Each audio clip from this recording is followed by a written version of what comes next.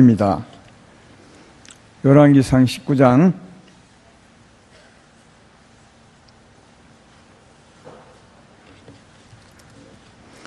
1절부터 8절까지 보겠습니다.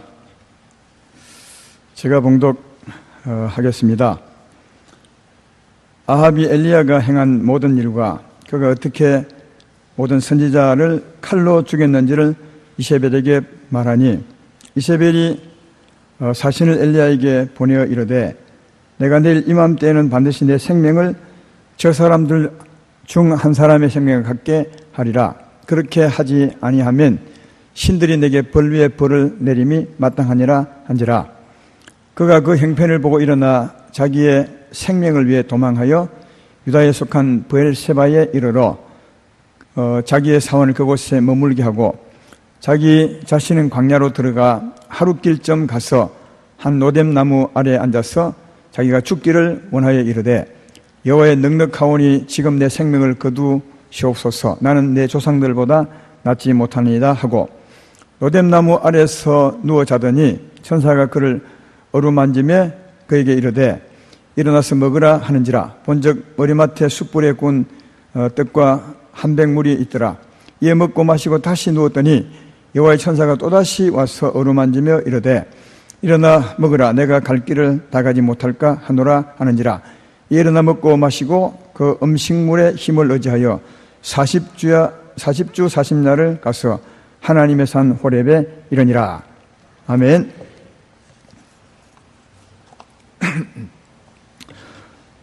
오늘 3부 예배 말씀은 내가 어찌하여 여기 있느냐. 오늘 본문 뒤의 내용을 제목 삼아서 말씀을 해 보도록 하겠습니다. 오늘 읽었던 본문의 내용은 갈멜산 사건 후의 일입니다. 갈멜산 사건이 뭔지 아시죠?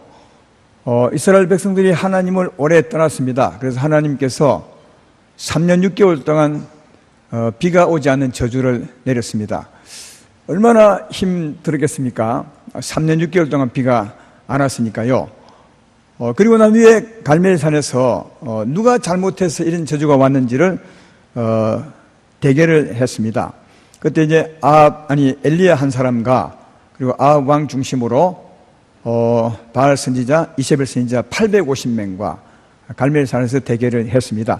누가 하나님을 잘못 섬겨서 이렇게 저주를 받게 됐는지, 그때 하나님은 엘리야 손을 들어 주었습니다. 엘리야가 하나님을 바로 섬겼고 850명 그 선지자의 가르침을 받아 살았던 아합 왕과 그 백성들이 잘못 산 것이다, 그렇게 했습니다. 그때 엘리야가 백성들에게 명령해서 850명을 전부 잡아라.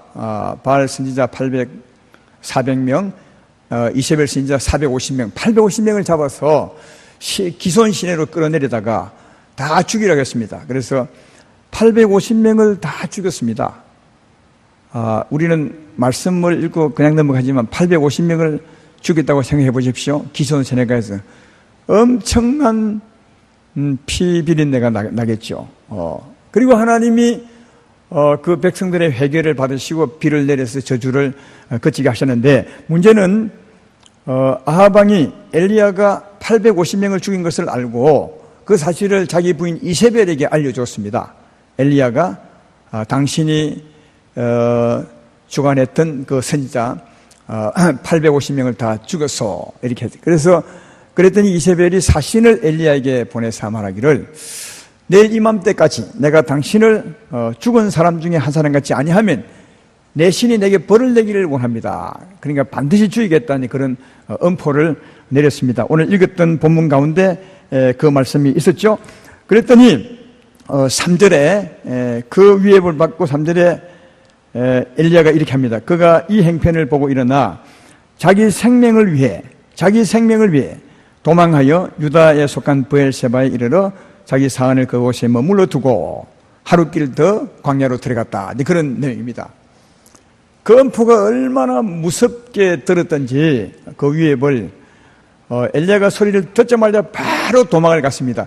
지금 엘리야가 있는 곳은 북이스라엘의 수도 이스라엘에 있습니다. 거기서 유다에 속한 브엘세바까지, 브엘세바는 유다에서도 더 밑에 있습니다. 제가 지도책에서 직선거리로 재보니까 한 160km쯤 되는데, 아마 그때 직선으로 갈 수 없으니까 한 180 내지 200km쯤 안 되겠, 여기서 대전까지 좀 되겠죠.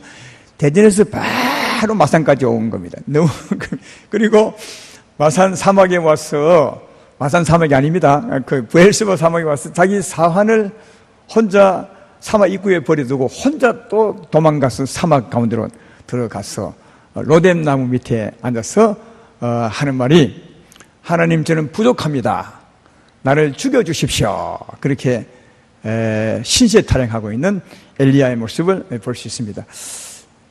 전에 금요일도 이 말씀을 했지만 진짜 엘리야가 죽고 싶어서 하나님 내 죽여주십시오 했겠어요?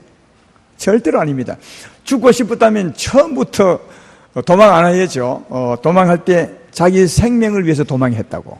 자기 살려고 도망한 사람이 자기 죽고 싶다고 말한 것이 아닙니다, 이게. 오히려 더 살고 싶죠. 근데 왜 이 말을 하느냐? 하나님 앞에 섭섭한 게 있어서 그런 겁니다. 큰 일을 했는데, 갈멜산에서 엄청난 일을 했다고 생각했는데, 사실 하나님이 한 것이지만요. 근데 그 후에 상황은 쫓기는 신세가 되었습니다. 그래서 이제 하나님 앞에 약간 섭섭한 마음이 생긴 것입니다. 내가 얼마나 큰 일을 했는데, 이렇게 이세벨에게 쫓기는 신세가 되었습니까? 하나님 해도 너무합니다. 이런 마음이 있는 거죠. 우리도 가끔씩 교회에서 큰 일을 혼자서 담당하고 나면, 그 다음에 일이 안 풀릴 때, 누가 좀 섭섭한 말을 하면은 이런 섭섭증이 탈 때가 있습니다. 일을 열심히 하고 난 후에 꼭 이런, 모습을 볼 수 있습니다. 왜? 꼭 위로받기를 원하거든요, 그때. 근데 이제 위로받기는 그냥 음포를 받게 될 때, 서수한 마음이 있는 거죠. 그래서 엘리야가 하나님 앞에 투정을 어린아이처럼 부리고 있는 모습이다 하는 겁니다. 근데 사실 엘리야가 도망하지 않아도 이세벨이 엘리야를 죽일 수 있겠습니까? 없겠습니까? 죽일 수 없으면 이미 끝났습니다. 이세벨이 엘리야를 죽일 수 있다면 바로 잡아 죽이지, 내일 이맘때 너를 죽인다 이런 말 할 리가 없습니다. 내일 보잔 놈 치고 겁난 놈 없다는 말은 그 말입니다.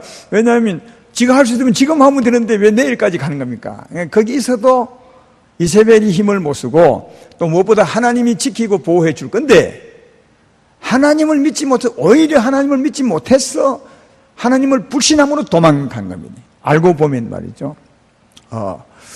그래서 어쨌든 엘리야가 이세벨의 위해 때문에 두려움과 하나님에 대한 섭섭함, 이것 때문에 소망이 끊어진 거죠. 그러니까 크게 낙심하고 로뎀 나무 밑에 벌렁 누워서 죽여주십시오. 그렇게 한 모습이 오늘 본문의 이 모습이다 하는 겁니다. 근데 하나님은 그런 엘리야, 자기를 불신하고 믿지 못해도 도망간 엘리야지만, 하나님은 또 자기 종이니까 가만히 있지 않죠. 5절에 보면 로뎀 나무 아래서 누워 자더니 천사가 그를 어루만지며 이르되 일어나라 먹으라 하는지라. 본적 머리맡에 숯불에 군 떡과 물 한 병이 한 병물이 있더라. 이에 먹고 마시고 또 누웠더니, 이게 이제 하나님이 천사를 보낸 거죠. 이 신세 타령하는 낙심되어 있는 이 엘리야를 위해서 보내사 천사가 어루만집니다. 어루만지고 그 다음 떡을 먹이죠. 힘을 내도록. 구약은 그림자입니다. 이건 오늘날 진짜를 설명하는 것입니다. 오늘날은 어떻게 하겠습니까? 하나님이 성령으로 우리를 어루만지죠. 낙심되어 있는 마음을 만져서 힘을 내게 합니다. 여러분이 낙심되어 이처럼 좌절되어 있으면 하나님은 절대로 모른 척 하지 않습니다.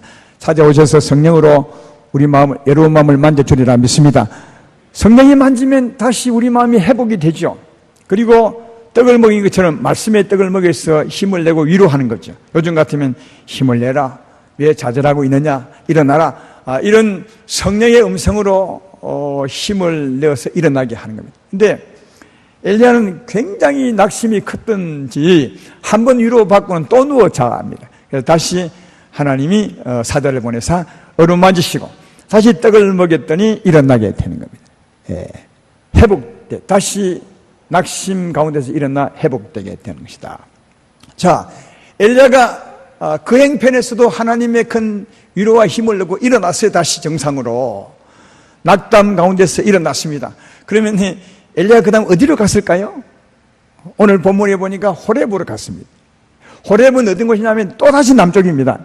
이스라엘이 저 북쪽에 있다면 거기서 너무 무서워서 남쪽으로 도망해 왔는데 다시 하나님이 힘을 줘 이렇게 주었더니 다시 돌아가는 것이 아니라 다시 또 더 멀리 저 남쪽으로 호렙으로. 호렙은 신의 산 아니겠습니까? 애굽에서 나올 때 그 신의 산, 하나님의 산이라 해서 호렙산이라 그렇게 이제 했는데 거기 가게 엘리야가 가게. 왜 거기 갔을까요? 이것은 그 뒤에 보면 하나님이 엘리야에게 묻습니다. 왜 네 여기 왔느냐 물었을 때 엘리야가 대답하는 말을 보면 왜 거기로 도망가는지를 알 수 있습니다. 그 다음에 봅시다. 9절에 보면 하나님이 묻습니다. 호렙에 온 엘리야에게 하나님이 묻습니다. 엘리야가 그곳 굴에 들어가 거기서 머물더니 거기에 도망해서 다시 피해 있어 그 말이죠.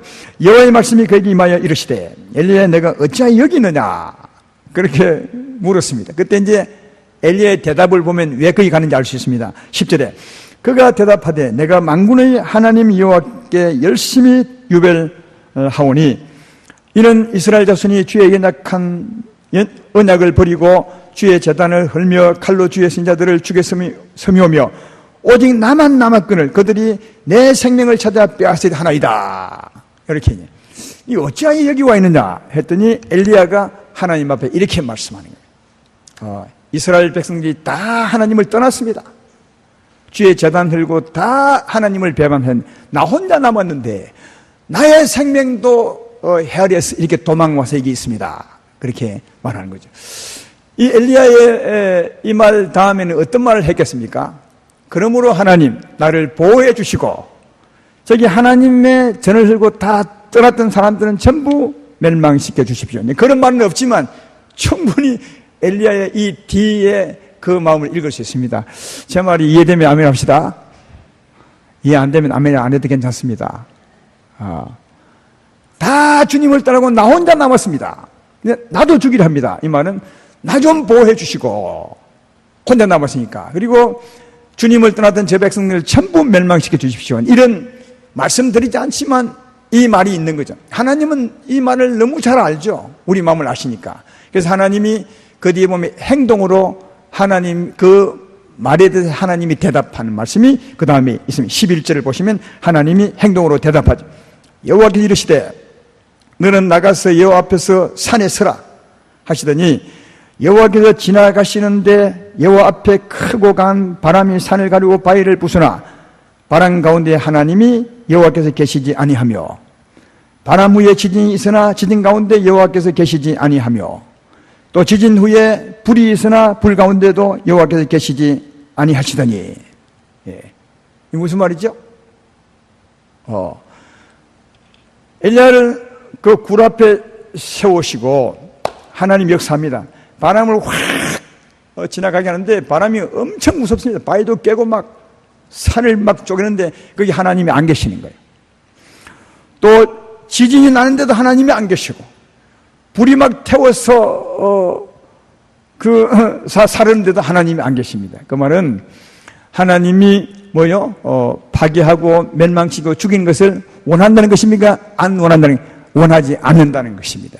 엘리야가 왜 이 대답을 한 것입니까? 엘리야는 나 혼자 살았고 다 하나님을 버렸으니까 하나님 죽여주십시오. 이 말은 안 했지만 그 마음이 있는데 하나님은 그런 뜻이, 그럴 마음이 없다는 겁니다. 예. 파괴하고 죽이는 것이 하나님이 계시지 않았어요. 하나님은 죽이고 싶지 않은 겁니다. 너는 죽여달라 하지만 나는 그러고 싶은 마음이 없다는 겁니다. 그래서 이런 하나님의 친히 말씀하지 않고 행동으로 보여주었습니다. 그때 엘리야가 깨달을 줄 알았는데 엘리야가 못 깨닫습니다. 다시 하나님이 그 일을 하고 난 후에 깨달은 줄 알고 물어보죠. 13절 후반부에 아까 이었어요. 그에게 임하여 이르시되 엘리야야 내가 어찌하여 여기 있느냐. 14절에 엘리야의 대답이 나오죠. 똑같이 대답합니다. 14절에 그가 대답하되 내가 만군의 하나님 여호와께 열심히 유별하오며 이는 이스라엘 자손이 주의 언약을 버리고 주의 제단을 헐며 칼로 주의 선자를 죽였으며 오직 나만 남았거늘 그들이 내 생명을 찾아 빼앗으려 하나이다. 똑같이 전혀 이해 못했어요. 하나님의 행동으로 보여주신 말씀을 전혀 이해하지 못하고 여전히 엘리야는 마음속에 남은 남았습니다. 저놈들 다 죽여야 합니다. 예. 근데 그래서 그 뒤에 보면 하나님이 엘리야를 바꿉니다. 예, 선지자 그 뒤에 이제 엘리야를 하나님이 엘리사와 바꾸었죠. 한번 그 뒤에 15절부터 읽어볼까요?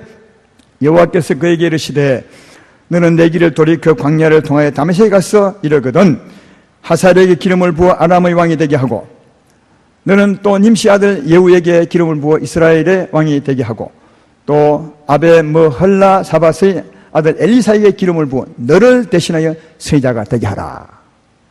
그러니까 이 사건 이후로 엘리사가 자기 선지자직을 놓습니다. 엘리사에게 물려주어야 되는데 그 다음에도 보십시오. 하사엘의 칼을 피하는 자를 예후가 죽일 것이요 예후의 칼을 피하는 자를 엘리사가 죽이리라. 그러나 내가 이스라엘 가운데 7,000명을 남기리니 다 바알에게 무릎을 꿇지 아니하고 다 바알에게 입맞추지 아니한 자니라. 그러니까 엘리야는 자기 혼자 남았다고 했는데 하나님 뭐라고요? 아니다. 7,000명이 남아있다. 굉장한 사람이 그 이스라엘 백성 가운데 남아있는 겁니다. 하나님을 배반하고 버리지 않은 사람이 있습니다.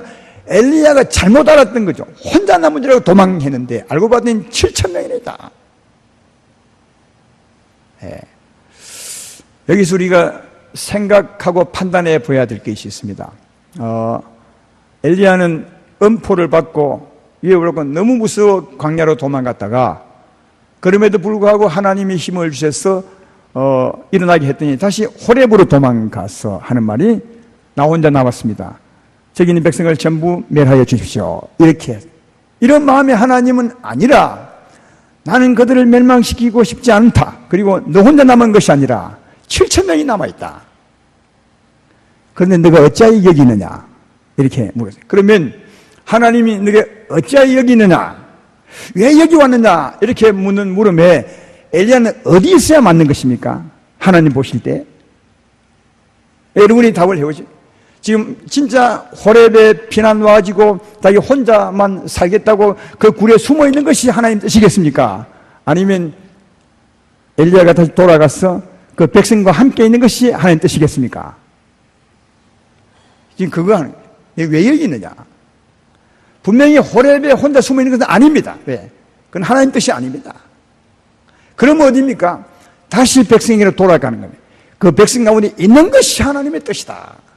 어찌하여 여기 있느냐? 이 물은 가운데는 그런 하나님의 뜻이 숨어 있음을 알 수 있는 거예요. 사실은요, 진짜 엘리야는 그곳에 있어야 했습니다. 왜냐하면 아까도 말했지만 이스라엘 백성들은 오랫동안 하나님을 떠났습니다. 얼마나 떠났든지 하나님이 보다가 안 되어서 3년 동안 비를 내리지 않았으니까 그 전부터 하나님을 떠나 살았습니다. 근데 갈멜산 사건 이후로 그 백성이 뉘우쳤습니다. 하나님을 잘못 섬겼구나. 회개하고 지금 막 돌아왔습니다. 그렇죠? 지금 막 돌아온 이 백성들에게 누가 필요한 겁니까? 반드시 거기 누가 남아서 세워줄 자가 필요한 거죠. 가르치고 세울 자가. 그때는 엘리야밖에 없는 겁니다. 엘리야가 진짜 그곳에 있어야 합니다. 이제 막 돌아온 사람을 가르치고 세울 자는 엘리야밖에 없는 겁니다. 근데 엘리야는 자기 한 목숨 살리려고 도망가. 여기 3절에 아주 분명히 기록해. 자기 목숨을 위해서 도망가는 거예요. 백성들을 팽개쳐 벗고 도망가고. 그리고 아까도 말했지만 거기 남아있다고 절대로 이세벨이 위에 판대로 안 죽습니다. 예. 이미 그 백성이 다 돌아와 있습니다. 850명은 이미 죽임을 당했습니다.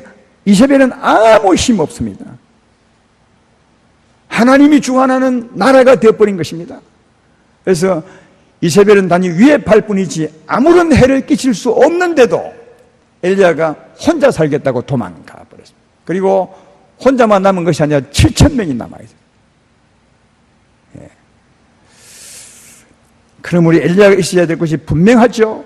하나님은 너무너무 잘 아는 겁니다. 그리고 아까 엘리야가 위에 벌 받고 도망하지 않아야 되지만 도망해서 광야에서 들어 누워서 나 죽이십시오 했을 때 하나님이 천사를 보내서 위로하고 세워주죠. 2번이나. 그때 한번 보십시오. 그때 오늘 본문 뒤에 보면 7절을 보십시오. 천사가 여호와의 천사가 또 다시 와서 어루만지 이르시되 일어나 먹으라. 내가 갈 길을 다 가지 못할까 하노라. 네가 일어나 먹고 가야 되지 않겠냐? 네가 갈 길을 가야 되지 않겠냐? 이 말이죠. 그러면 이때 천사는 어디로 가기를 원했을까요? 호렙으로 도망가기를요? 아니면 다시 힘을 얻었으니까 자기 나라로요? 그러니까 자기 나라로 돌아가기를 원했던 것입니다. 근데 엘리야는 하나님의 의도를 모르고 다시 밑으로 더 도망갔습니다. 그때 하나님이 말하는, 네가 어찌 여기 있느냐? 엘리야야, 네가 어찌 여기 있느냐? 여긴 네 있을 곳이 아니지 않느냐? 그렇게 말씀하고 있는 것을 충분히 짐작해 볼 수 있습니다. 사랑하는 여러분, 오늘 엘리야는 하나님의 종입니다. 하나님의 종들이 있어야 될 곳은 어디라고요? 혼자 보호받는 곳이 아니라는 거예요. 연약한 성도가 있는 곳에 하나님의 종들이 있어야 된다는 거예요. 우리는 하나님의 종의 개념을 잘못 이해하고 있습니다. 하나님의 종은 하나님을 따라 사는 사람이 하나님의 종입니다. 그러니까 우리 모두가 그런 면에서 다 하나님의 종입니다. 구약의 엘리야, 모세 있는 사람은 오늘날 목사 같은 사람이 아니라 오늘 좀 우리 같은 사람들입니다. 여러분 같은 사람들입니다. 목사를 포함해서 말이에요. 그러니까 이 주의 종이라면 나를 포함해서 우리 모두를 말하는 것임을 기억하셔야 된다. 그리고 남겨진 7,000명 같은 사람, 지금 아름다운 교회 우리 3부 예배 참석한 이 같은 성도님들 아니겠습니까? 나와 여러분들이 7,000명 같은 사람이고 엘리야 같은 사람들인데 우리가 있어야 될 곳이 어디라고요? 연약한 성도가 있는 곳이다. 하나님이 지금 찾고 싶은 그 사람이 있는 곳, 세상에 우리가 있어야 되고 또 이미 하나님께로 돌아왔지만 연약한 성도, 가르침과 배움을 받고 성장해야 될 성도, 그곳에 우리들이 곁에 있어야 맞는 것이다. 그런 사역을 하다 보면 어려움을 겪을 때도 있습니다. 아마 여러분도 그런 어려움을 많이 겪었을 것입니다. 엘리야도 성도들 때문에 힘든 거죠, 사실은요. 성도들 때문에, 이세벨도 그 중에 한 사람이겠죠. 그의 위협을 받고 도망왔던 것처럼, 그래서 낙담하고 자전한 것처럼 성도들 가운데, 연약한 성도들 가운데 찾고 세우는 일을 하다 보면 이런 어려움을 당할 때가 있습니다. 그러나 그때도 하나님이 찾아오셔서 우리에게 힘을 주십니다. 근데 그 힘을 주신 그 이유는, 은혜 베푸는 이유는 혼자 보호받고 살려고 하는 것이 아니라 다시 그 힘으로 돌아가게 하는 것이다. 다시 그 일을 감당하게 하기 위한 것임을 잘 기억해야 됩니다. 주의 종들은 이것을 잘 분별하셔야 됩니다. 근데 엘리야가 이 분별을 잘 못했던 것 같습니다. 이 분별을 잘 못하고 하나님이 다시 은혜 베풀어 힘 주셨는데, 다시 돌아갈 수 있도록 은혜를 베풀어 주셨는데 그 힘을 넣고 다시 멀리 도망가 버렸던 것을 봅니다. 그래서 하나님이 이런 엘리야를 쓸 수 없는 거 아니겠습니까? 생각해 보십시오.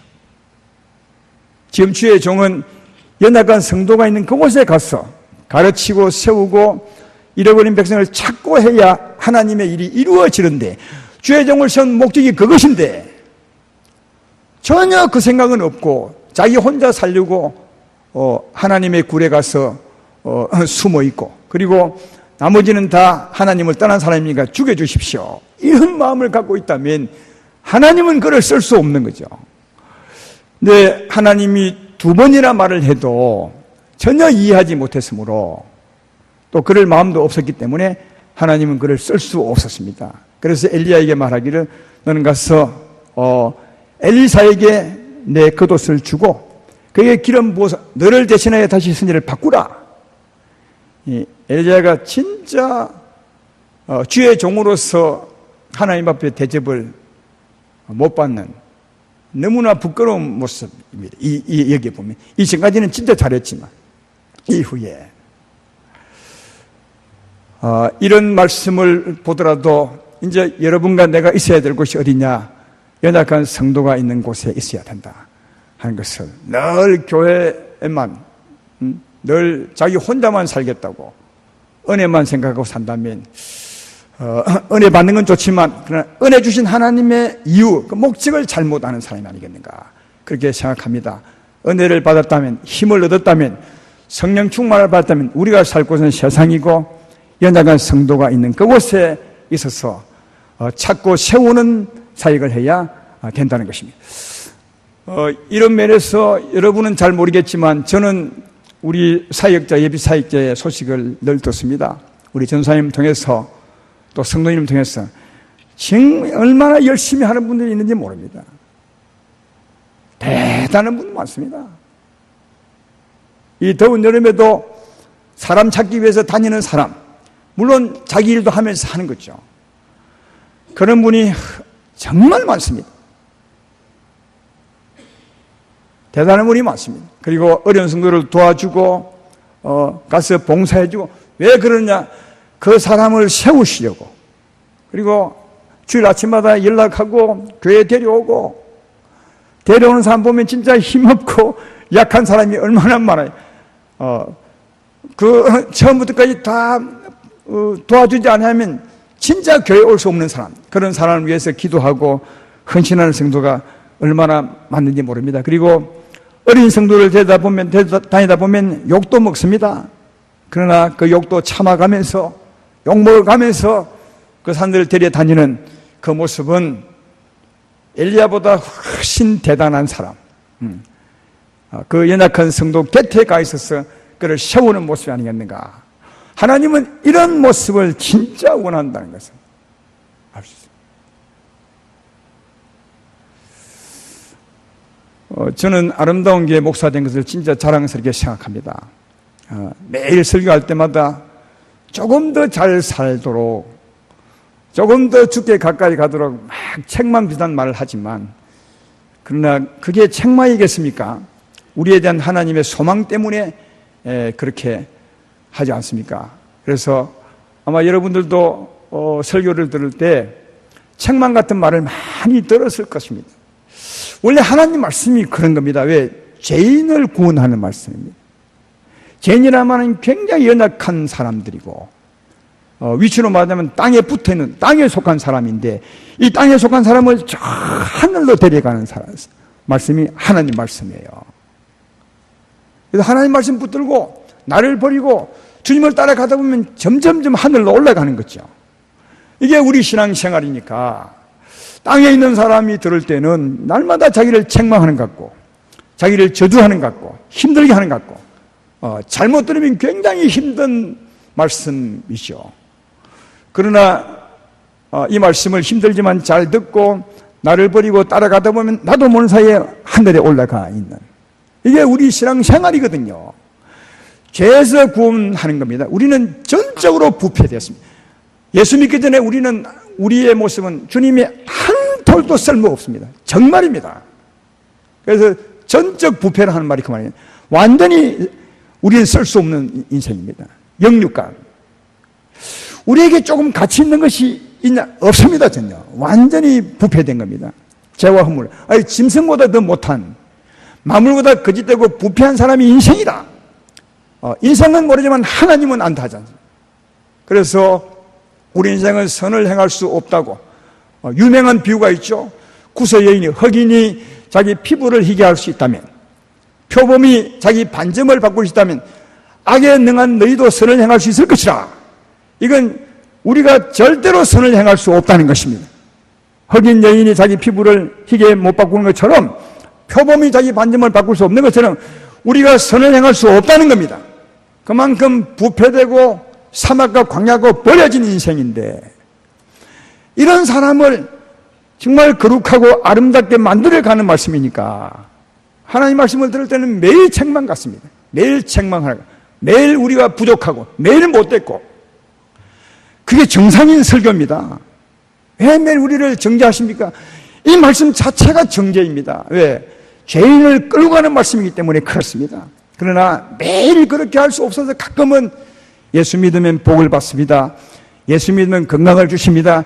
예수 믿으면 제 영혼이 사함받으며 예수 믿으면 천국이 이런 말들 하는 것은 가끔씩 위로도 해줘야 어려운 말씀을 붙들고 살 수 있기 때문에 하는 거지, 그 말씀은 사실 아무 유익이 없는 거죠. 알고 보면. 다만 너무 끌고 가면 너무 힘들어서 가끔씩 위로도 하고 소망도 가지고 할 뿐입니다. 그리고 하나님 말씀은 우리를 책망하고 우리를 죄인임을 보게 하고 우리가 얼마나 못되는지를 알게 하고 그래서 그걸 버리고 데려가는 것이니까 이 말씀을 듣는 게 얼마나 힘든지 아시겠죠. 특별히 죄인 출신들은 안에 막 반발심이 있습니다. 그게 죄성입니다.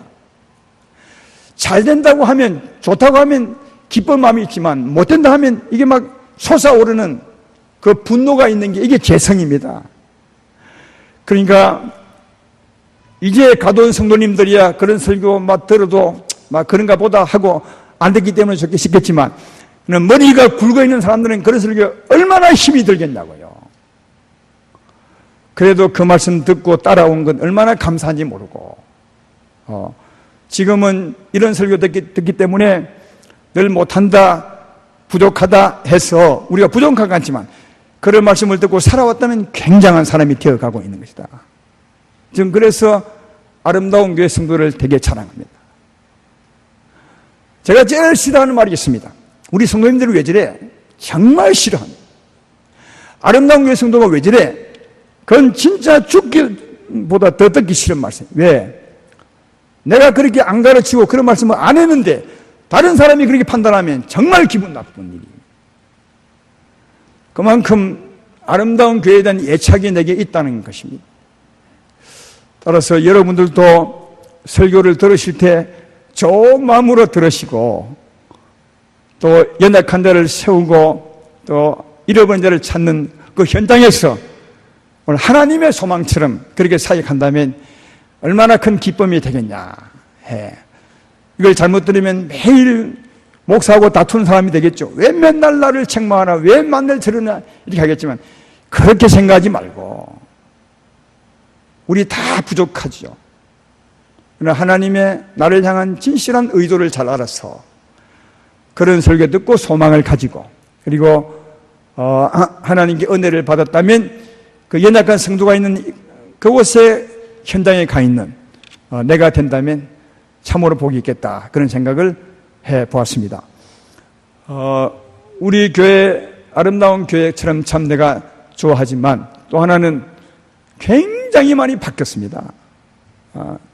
여러분 잘 모르겠지만 목사들은 또 특별히 담임 목사들은 그 교회 영적 상태를 분별하고 살아야 합니다. 그래서 전에와 지금은 너무 많이 바뀌었습니다. 굉장한 교회가 되어 있다고 생각합니다. 모르겠어요. 내 교회이기 때문에, 아니 내 교회가 아니라 내가 목회하는 현장이기 때문에 그런 말 모르겠지만 다른 교회 1000명보다도 우리 교회 지금이 훨씬 더 건강하고 낫지 않겠나. 1000명은 너무 적습니다. 10,000명보다도 이럴 때는 조금 여러분도 웃어주고 왜 우리 일이니까 그렇게 여유있게 봐주면 참 좋겠다 그런 생각이 듭니다. 근데 굉장히 좋아진네. 아직도 진짜 조금 경상도보다 눈곱재에 본만한 부족한 게 있습니다. 아직도 부족한 부분이 있습니다. 그 부분도 고치셔야 됩니다.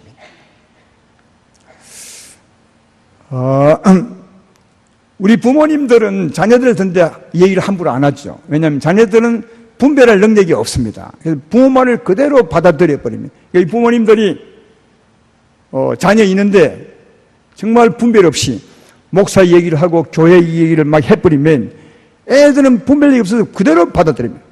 우리 엄마 아빠가 말하는 것처럼 우리 목사가 형편없구나. 우리 목사가 형편없는데 교회 와서 목사 말을 듣겠습니까? 들을 수 없습니다. 어릴 때는 부모님이 최고입니다. 자녀에게는요. 그 최고인 부모님이 선생님이나 목사의 얘기를 나쁘게 한다면 그 아이가 목사 말을 듣겠냐고요. 그러면 부모가 말 잘못해서 아이를 버리게 되는 거죠. 부모님들이야 혼자서 할 수 있겠죠. 오늘 엘리야도 혼자서 투정했는데, 근데 엘리야가 참 좋았던 점이 그겁니다. 혼자서 하나님 앞에 투정했어요. 사람들한테서 안 하고요. 혼자서 하나님 앞에 투정한 거예요. 이건 참 좋았던 모습이 아니겠습니까? 여러분도 어려움 있으면 혼자서 하나님께 하십시오. 막 욕을 해도 괜찮아요. 하나님은 다 받으셔. 근데 나보다 약한 사람이 있는 데서 투정하게 되면 약한 사람이 덜어요. 자녀가 부모 말 듣듯이. 근데 약한 사람이 신앙이 좋은 사람 투정을 듣는 겁니다. 누구요? 교회나 목사의 험담을 들으면 그러면 그 어린 성도가 교회 와서 목사 설교를 듣겠냐고요. 그럼 여러분은 변경 안 했지만 여러분의 그 말이 그 성도를 크게 해되게 하는 거죠. 크게 망치는 겁니다. 허무는 거죠, 교회를. 이런 부분이 아직도 조금 있어요. 진짜 조금. 요거 고치셔야 돼요. 요건 오늘 의도적으로 말하는 거예요. 의도적으로. 진짜 고치셔야 누가 보이냐? 바로 그 사람이 복이 있는 거예요. 아무도 해봤지 않습니다. 그렇게 말하는 사람이 화가 있는 거죠. 예수님이 바리새인들에게 이 말씀을 했더라고요. 마태복음 23장 15절에 보면 화 있을진저 바리새인과 서기관들이여 너희는 교인 한 사람을 얻기 위해서 바다와 육지를 두루 다니다가 생기면 너희보다 배나 더 지옥 자식으로 만들어버린다. 야, 이러면 성도하는 사람 구원하기가 얼마나 힘든지 아십니까? 성도 한 사람 구원하기가. 우리 교회도 보십시오. 몇 주마다 혹시 한 사람 전도되어 오죠. 그 전도된 사람도 예수 믿을 가능성이 모르죠.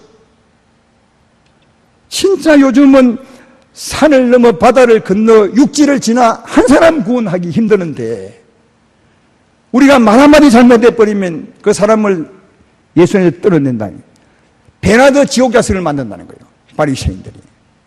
그럼 그 책임은 누가 지겠습니까? 그래서 화 있을진저 그렇게 한 네가 화 있을 거다. 그렇게 말하면 절대로 그리 하지 말라고 그렇게 합니다. 아까도 말했지만 정말 아름다운 성도가 너무너무 많아요. 목사가 부끄러울 만큼 대단한 성도가 많습니다. 아름다운 게 성도님 중에 사역자 예비사역 중에 얼마나 대단한 분이 많은 겁니다. 자기 몸과 마음과 재산을 다해서 성도를 섬기는 분이 많습니다. 눈물겹습니다. 그런가 하면 아직도 조금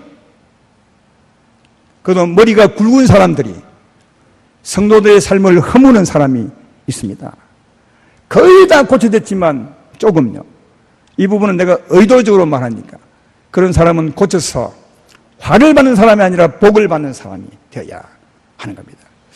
오늘 하나님 말씀에 의하면 우리 주의 종들 아름다운 교회 성도 여러분들은 어디서 되나 성도를 찾는 그곳에 있어야 합니다.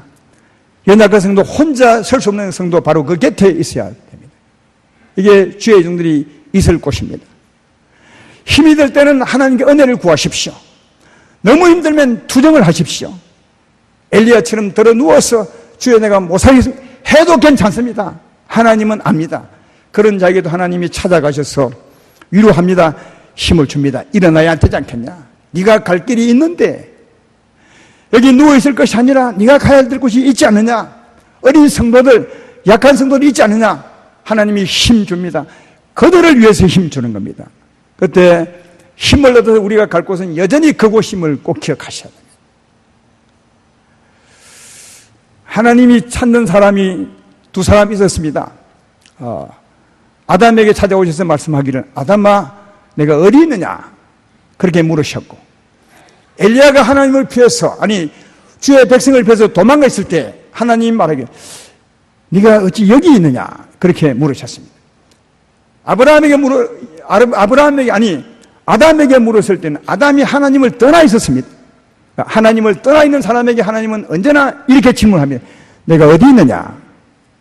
내가 빨리 돌아오라. 그렇게 말씀하시고 하나님의 종이면서 주의 백성을 떠나 있는 사람에게 네가 어찌하여 여기 있느냐? 그렇게 말하면서 힘을 얻고 주의 백성에게 돌아가라고 말씀하는 것을 알 수 있습니다. 이 두 가지 질문에 자문하면서 늘 하나님께 돌아가고 또 돌이키는 사람이 되고 또 특별히 여기 있는 계신 분은 주의 종들이니까 언제나 주의 백성들 곁으로 돌아가서 그리고 그들을 찾고 세우는 이 일에 열심을 한다면 우리가 받은 은혜에 진짜 맞게 살아가는 사람이 아니겠는가. 이렇게 사셔서 여러분의 삶이 복이 있게 되기를 바라고 또 여러분의 말미암아 교회가 복이 있게 되기를 하나님의 기쁨이 되기를 주의 이름으로 축원합니다.